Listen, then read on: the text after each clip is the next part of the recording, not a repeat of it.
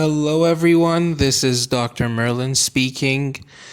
Well, I just watched The Batman, and I'm gonna do my first movie review here. Well, let's start off with the characters and what I thought about them. Honestly, I think that Robert Pattinson is a solid Batman. He could have bulked up a bit for the role, a bit more, I guess, but still, he's a solid Batman. His portrayal was amazing. I couldn't take any issue with it. No fault here with the Batman himself. And Zoe Kravitz as Selina Kyle, also amazing. Spot on. I don't think could have been any better.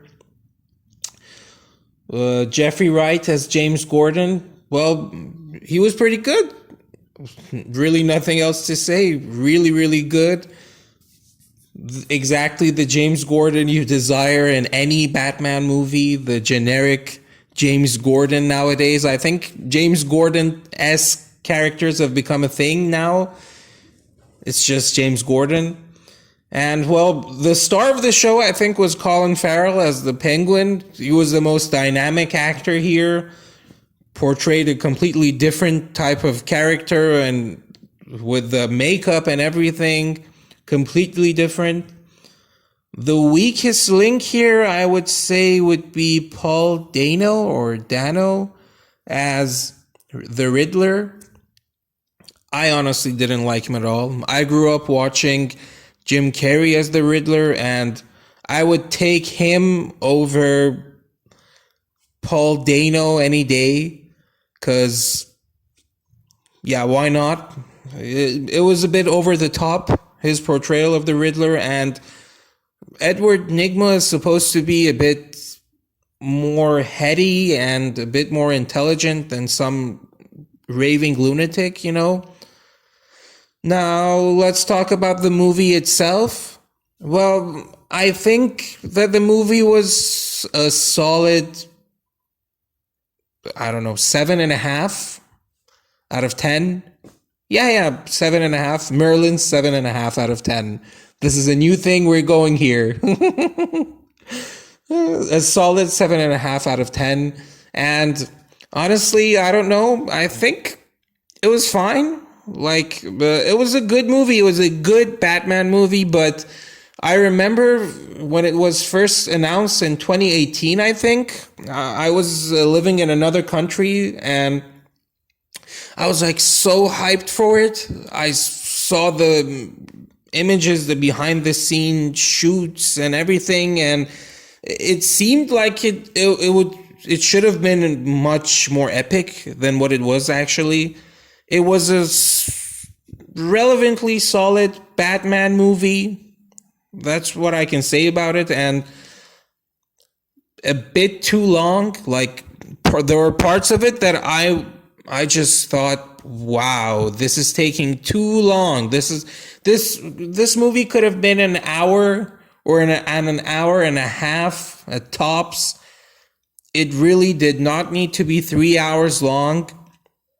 But in the end, I think it was presentable, and I'm one of those crazy people who likes BVS and Batfleck more than Christian Bale. And I'm not saying that The Dark Knight was an inferior movie compared to BVS, but I think that BVS was better than The Dark Knight Rises. And honestly, this one compared to the other Batman movies, although it was a good movie by itself in its own, I think it was better than the George Clooney Batman movie. I don't remember the title, but there we had Arnold Schwarzenegger as Mr. Freeze, and it was too cheesy. But the one before it with Val Kilmer as Batman and Jim Carrey as the Riddler and not Tom Hardy. Who's that guy? Let me look him up.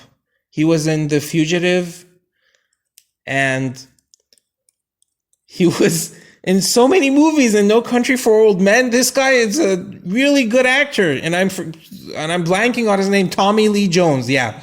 And Tommy Lee Jones as Two-Face, Harvey Dent. That was a really good movie. I love it. And compared to that, I would say that this Batman is better than the Joel Schumacher Riddler, Joel Schumacher, George Clooney Batman.